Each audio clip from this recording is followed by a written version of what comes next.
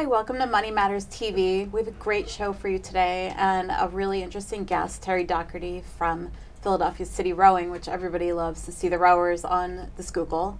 And my co-host today, Jim Lorenzo. You're the principal of Jim Lorenzo Public Relations, and yes. I know you're help companies tell their stories online and print.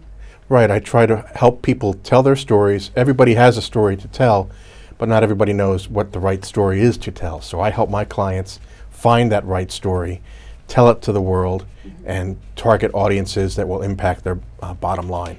So here's a great use case for you. Okay. I've had my company for 15 years. We're going to celebrate our anniversary next year, our official anniversary, although for 2 years before that I was, an independent contractor. And when I named my company, I had 2 partners. But now 15 years later, I don't have 2 partners, and I want to give it a more fun name. Xercel is just a made-up word. And okay. We're a creative design studio, and we're doing web development and print, marketing, collateral, SEO. I want it to be fun. Right. And I'm really struggling. So half my friends say, don't do it. People know Xercel. And then the other half say, what a terrible name. Get a better name. It's a 6-letter name, and we have the domain name. And if I decide to do it, tell me, how do I communicate it? Sure. Is there a story in it? There's a story in it. There's always a story in a name change or a change in the brand of a company. What you want to do beforehand is make sure you have the name that reflects what you want the company to be seen as. Mm-hmm. When I originally started my business, I had another name. And then I began to realize that people were calling Jim Lorenzo for public relations. So why don't I just stake a claim to Jim Lorenzo Public Relations and keep it simple? In your case, you have a story to tell. You have stories to tell for the clients that you've worked with. You have talents and abilities and skills that you offer to the community. So you want to find a name that reflects what you're doing and what you want to do and what you have done. So anything like that starts with a little bit of research to see if anybody else is using the name you want to use. Oh yeah, we already got spoiled on that one. There you go. See, and the other thing you want to check on these days is your URL. Is the URL available? Does somebody have? In my case, there were 3 other guys in public relations with the name Jim Lorenzo, but I was the first one to stake claim to Jim Lorenzo Public Relations as a URL. I have to tell you, one of the domains we were interested in was Oh Hello. Was going to be this really fun design firm name, and I was in my car and I thought, oh, I'm at a traffic light, let me see if I can get it. So I pull up my GoDaddy app and I type it in and it says available, add to cart, and I got so excited, and right before I hit add to cart, I saw that they had it as a premium domain name. Oh my goodness. For sale. How much was it? $6,000. Wow. So somebody's really staked a claim on that one. Yeah, yes. So I did a little research. They bought it in 2004, and they've been paying for it ever since, with the hope that somebody would want to buy it, take it off their hands. Yeah. And that's a whole other aspect of branding that really has become important the last few years. But the other part that's important about that, whatever brand name you choose for the next iteration of your business, you want to be able to communicate that it's still you that's behind the business. It's still, we're doing the same high quality work and working with the same caliber of clients, but at the same time, we're changing our name to reflect a new purpose or a new discipline that we want to incorporate in our daily work. So you want to make sure that you communicate that message, whether it's through a display ad in a trade publication or a community publication, whether it be a print ad. You want to make sure that you redirect your current website to the new website so that people type in Xercel can see, oh, they're the new name, the new company. That part I'm good on, but tell me about how do you communicate the story using PR? Well, in that case, you want to tell people in advance that you're changing the name.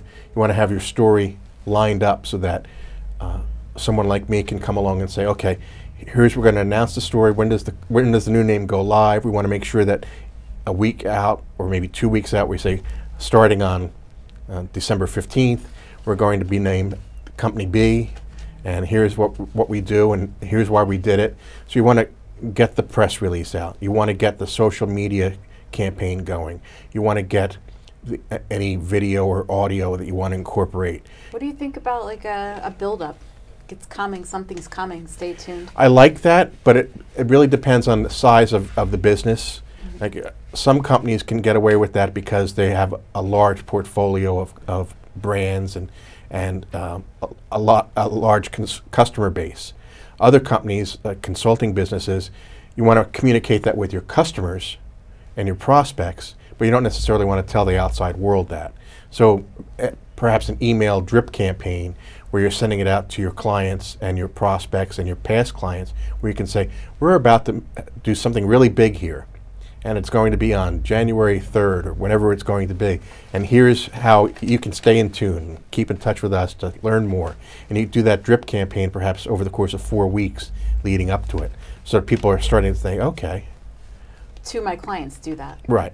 Yeah. You know, when I was talking about having a more fun name, one of my other clients said to me, oh, that's a great name for your clients that are in a more fun business. How will your very, you know, corporate, conservative more straight-laced clients feel about a more fun, silly name? Well, I think in the social media and web and online space, it's much more common to have a more fun or a more friendly name, even for a corporate entity that wants to do business with you, because that seems to be where our professional services in that area are going. Mm-hmm. It's something fun. It's something that companies want to be involved with so that they can build their brand presence with a younger generation of consumers or a younger generation of buyers. So sense. It would really, if you wanted to change it to something really fun like Oh Hello, that would appeal to a lot of people both in the corporate world and in the consumer world, but at the same time it gives you a sense of fun, and we're in this because we know what we're doing, and we can give you that sense of new adventures, new opportunities. Wouldn't that have been a great name? I would. So it's still a possibility, you know. Well, there's a company called Oh Hello Studios. Oh, okay. They're in California, and they have a different kind of client than we do, but still, it's too close. It's interesting, though, if you want to do a little bit more research on it. I always recommend doing the research first and then saying, okay, this is what I had in mind. This is a name that I like. Is anybody else using it? And just kind of work it out. And if you can't get the exact name, find a synonym or find another spelling. Or you should say, oh, ciao. Right, exactly. There you go. You've come up with it. I can't even spell it. CIAO. All right. There you go. Write that down. I've got a vowel at the end of my name, so I can get away with Luckily, that. this is recorded, and I can Google it before anyone else gets to it. Exactly. So I know that one of my clients is doing the same thing, and they're combining 3 brands down to 1. So they're also going to be working on radio spots to announce it. Do you think they should also be doing TV? It depends, again, on what their industry is. If it's a consumer brand, consumer, then TV would definitely help. Yeah. Especially if it's a local presence in a particular, like the Philadelphia market or the South Jersey market. So I would recommend definitely doing some spot TV ads. What do you think, like the 10 o'clock, like in the 10 o'clock news hour? CW. Yeah. Yeah. The one where you see all the lawyer commercials. Right, exactly. All the local ads and the local Yeah. pods that run in the 10 o'clock and even in the 11 o'clock hour if you can get them. Yeah. Yeah. Oh, I'll talk to them about that. But the other thing to remember too is the morning hours. All the stations in Philadelphia now seem to be on from 4 to 6 in the morning with local news, and there's spots to be bought there as well. Man, what an expensive initiative. It is, but also, I mean, it can get deals if you buy them in bulk. As you know, media buying is a bulk principle. So is that one of your? I'm not sidelines? adept at media buying, but I know people who are. I don't buy that kind of media. I buy digital media. Right. Yeah. Now that's a whole other principle involved. But as far as your client, they want to make sure that they get the name out there, but they also want to make sure that people who are familiar with the other 3 brands that are merging into one are not put off by, oh, I'm not going to go to company B anymore because they changed their name to company A. You want to make sure that you don't lose those customers that are already bought into your business. Yeah. So there needs to be a way for them to communicate with their current customers and say, you know, it's still the same company, but it's a brand new name. And brand new look. Right, and here's how we did it. They might even want, that could be another story that they could tell on the public relations side is, here's how we did our brand change. This was our brand strategy. This is what we did. If you can communicate that, that becomes a story in and of itself. That's great. Well, we'll have to talk about that later. I would appreciate that. Look, you look like you're super prepared, and I don't have. Oh, I don't know about that. Do you have the question? This is more like a prop. We had a question from Lou Robbins in Malvern, and he asked us, how should I prepare for a career in public relations? Oh, you got to answer your own question. How do you prepare for a career in public relations? Well, I don't know. I really haven't done a lot of work on this. Are you prepared? I'm not prepared at all. Are you prepared for your career? That was a great question, Lou, and I did give this a lot of thought. Write, read, write, read, write, read, rinse and repeat. Write as much as you can. Learn how to write. Develop a style. Develop a practice of good writing, good principles in writing. If you can write a message, you can communicate a message. And if you can write a message, you can communicate that message in any media. You can communicate it in print. You can communicate it online. You communicate it on radio. You can communicate it on TV. Once you've got the writing down and you've got your story straight, reading as much as you can to learn about what's going on in the public relations industry, what's going on in the world at large, what's going on in your community, what's going on with certain businesses and certain industries. I try to read a lot. I probably read too much, but I've always been a reader and I've always been a writer. And those are the things that have helped me prepare for my career in public relations. What about a degree? What kind of degree should Lou get? I got a degree in English from Villanova University. Yeah. And I think I was very well prepared because liberal arts studies are very helpful in developing communication skills. Is there a public relations There is a public degree? Relations degree at many schools, a communications curriculum at many schools. Villanova has a wonderful communications department, which was kind of coming into being while I was an undergrad. So I didn't go into that right away, but I probably would have done that if I had gone to school much later than I did. But the English degree that I got and the public relations programs that you can get involved with in school. The Public Relations Society of America has student chapters at many colleges around the country. So that's a good way to learn more about it. And the other way that I learned about, or how I prepared for my career in public relations was, I got an internship, a volunteer internship in the sports information office at Villanova when I was a freshman at Villanova. And I just went in every day and did what needed to be done. I would show up and I would be on time and I would be responsible. And oh, you need somebody to keep volleyball stats tonight? Well, I don't know anything about volleyball, but I'll learn. And I went out and I learned about volleyball stats. And they saw what I did for that. And they said, why don't you help us out with women's basketball? So I helped them out with women's basketball. And they said, why don't you help us out with men's basketball? And then it was one step after another. Did you say I prefer the women's? Actually, I did prefer the women's basketball at that time because women's basketball was just on the rise in 1980 and 81 and 82. And we had a lot of wonderful teams I got to see play in the old AIAW, which doesn't exist anymore, but it was the women's version of the NCAA because the NCAA didn't offer women's sports at that time. One of my friends is actually a referee for women's college basketball. It's a fun sport. It's still a great sport. Coach Peretta at Villanova has always done a wonderful job. He was the coach when I was there as an undergrad. I worked with him when I was the sports information director, and he's still there going strong. So Yeah. The women's college programs are great. And again, if you're a college student and there is a sports information office on your campus, volunteer. If there's a public relations office on your campus, which there probably is, it's usually in the alumni department, volunteer. Learn the ropes. See what other people are doing. See what's good, see what's bad, and decide if that's what you really want to do with your life. That's great advice. All right, so I'm sure that you have questions. Here's how to send them in. You can have your questions answered on Money Matters. Please go to our website, money-matterstv.com. On our homepage, click on the banner on the right that says, Send us your questions. While you're on our website, you can find information about our host and guests, as well as show notes and links about this show and past shows. Money Matters is also available as a podcast on iTunes and Stitcher, so you can listen to Money Matters while you're on the go.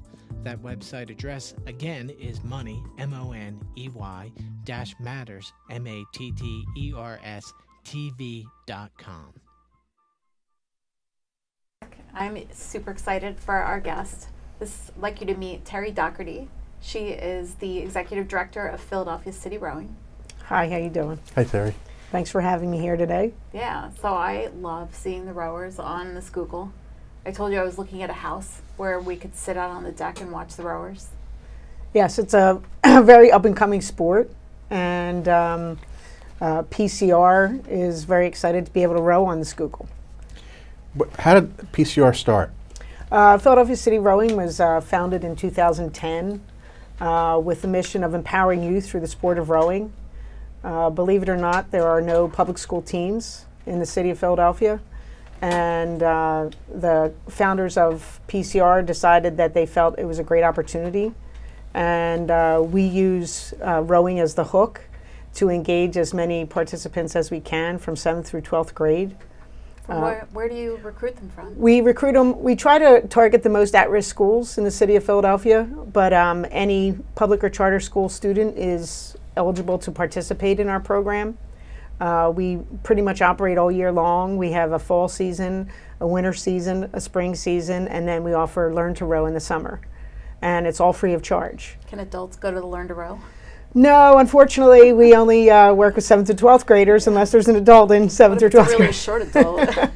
Well, that's a great thing about rowing is that you can be any size or shape, and there's a place for you in the boat. Really? Coxswains are typically like 5 foot and under, and we have there's a lightweight program as well as an open weight, which is heavyweight in college, and we use the sport to sort of empower these young men and women to take charge of their lives, and we provide academic support, SAT prep, swimming instruction, nutrition education, mentoring, as well as most recently environmental education with the support of the William Penn Foundation.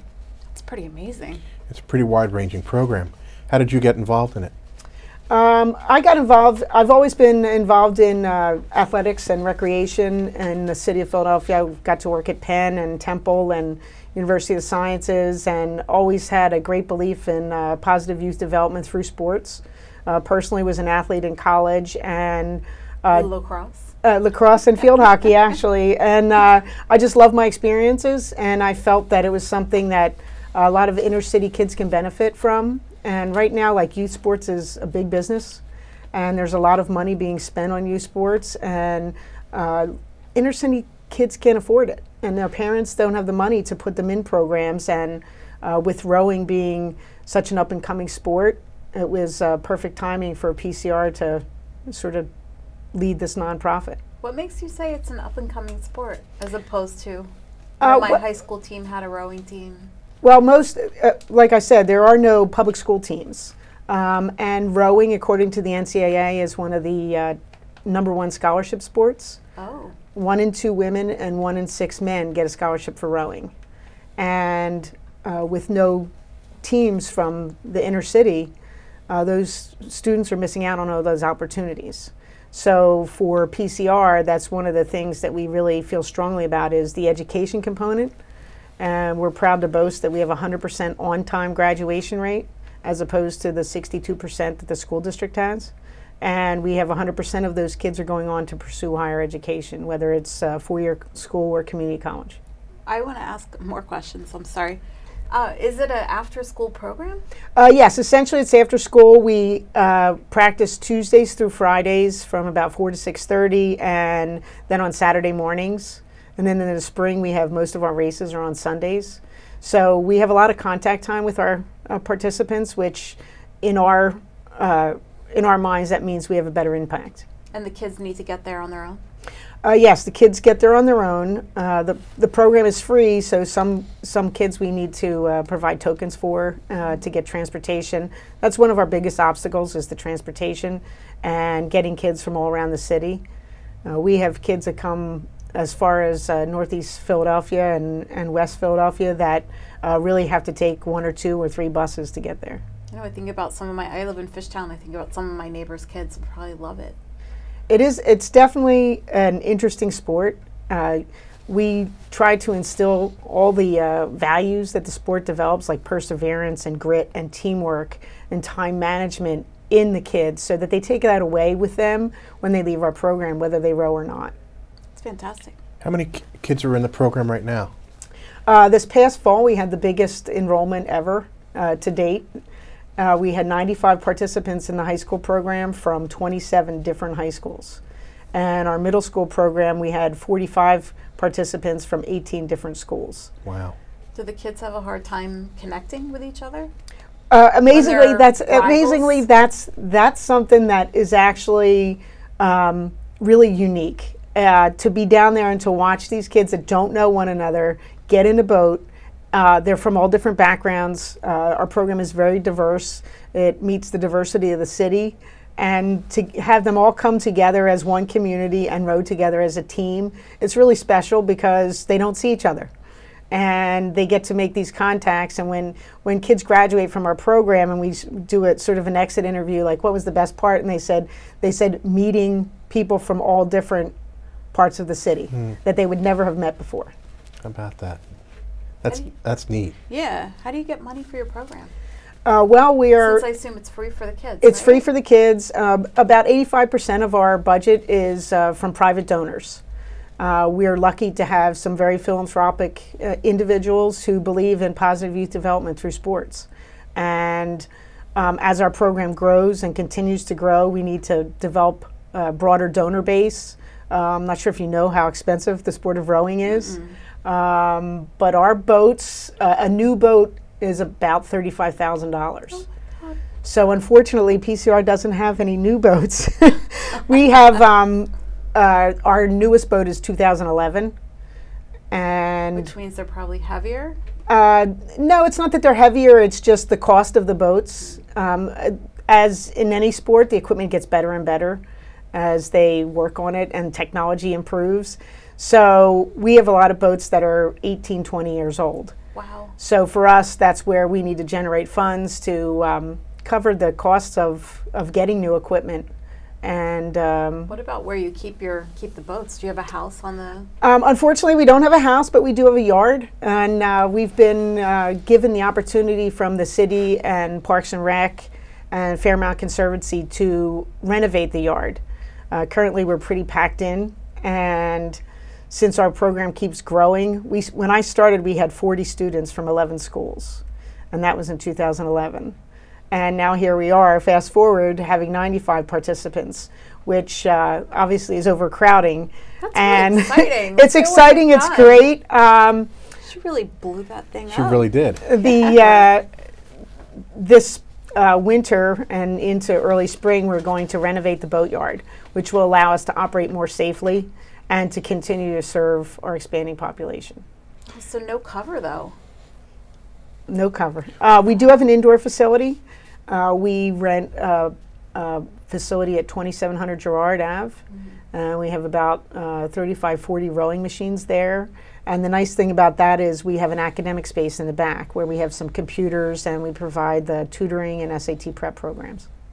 Talk a little bit more about the off-the-river programs that you offer. I know that you and I had talked a little bit about the training that you do for job interviews. Want to go into that a little sure, bit? Yeah. Like I said, rowing is our hook.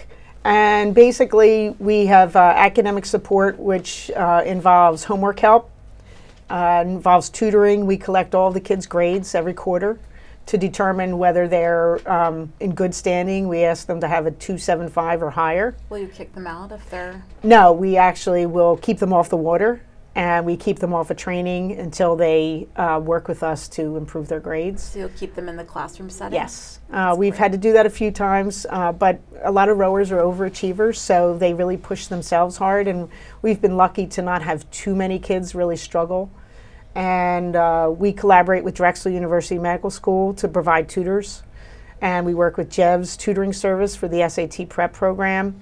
And most recently, we started doing mock interviews where we get volunteers from the community to come in and give the kids interview questions. Obviously, we prep them with resume writing and how to dress for an interview, dress for success type of thing. And We did headshots recently. Really? And yes, and the kids were really excited. And it's something that, you know, the school district doesn't have money to do those kinds of things anymore. So by us providing this program, we feel like we're filling the gap that isn't being met. And we also provide the nutrition education because the obesity rate continues to climb, and our sport is very physical, and there's a lot of demanding challenges. So the kids get to obviously participate in all of the indoor erging, which that's what a rowing machine is called, an erg. And we do weight training, but we feel like in order to be physically fit, they also need to be mentally fit and as well as eat properly. I love to row. I've never done it on the river. Maybe one day you'll let me out on there. I use the erg at the gym. But I wanted to join the rowing team when I was in high school, but I heard that they have to run miles every day. So I was like, pass on that. I hate running. But what a great program. We do some running, but more importantly, it's the erging. It's allowing these kids to see what it is like to erg properly, their posture, their positioning, so that when they actually get on the boat in the river, that they're doing what they need to do and working as a team. How many of the schools in the city of Philadelphia are aware of the program? How do you make the schools aware of the program, or do you go after individual students, or do you go after the schools as a whole and say, this is a program that we're offering? Well, we try to, like I said, hit the at-risk schools because we found that most of the kids that participate in our program come from some of the better schools where they have more support, and we continue to try to hit the schools that have the lower graduation rates, to give these kids that are most at risk the opportunity to sort of rise above and to get the necessary help that they're not getting in the schools. We contact the athletic directors. Most recently, we've gone into the physical education classes, and we'll do like a week of phys ed where we bring the rowing machines. Our staff goes in. We show them a couple videos. We talk about rowing terminology. We talk about environmental education. And we get the kids on the rowing machines and tell them, this is a free program, come try it. You don't get to try a lot of things in life for free, and this is one of them. And if you don't like it, it's not a sport for everyone, then that's great, but you can say you tried. Right. If you come and you try it and you like it, then you're here, and you get all these other aspects of the program as part of what we do. And has that been successful so far? So far, it's been very successful. As I said, we had 27 different schools involved this year, and probably over the 7 years in existence, we've had about 37 or 38 different schools that have been involved with PCR. Now, how do other people that are interested in Philadelphia City Rowing, how do they learn more about the program?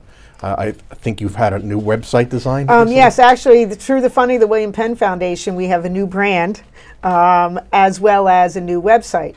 And we adopted the blue heron as our logo. So we have a new logo, and our new website launched on the 20th of November. And what is the web address? The web address is www.philadelphiacityrowing.org. That's fantastic. Thank you so much for joining us today. I'm going to make you let me row on the river. Well, we actually have worked with a couple companies to do team building and allowed them to come down, and typically in exchange we get a nice donation from the organization. Wonderful. Well, thank you for joining us. Great to sit with you today, Jim. Next week, our guest is going to be David DeCenza from DeCenza Business Continuity, and I look forward to seeing you again soon. Thank you for joining us.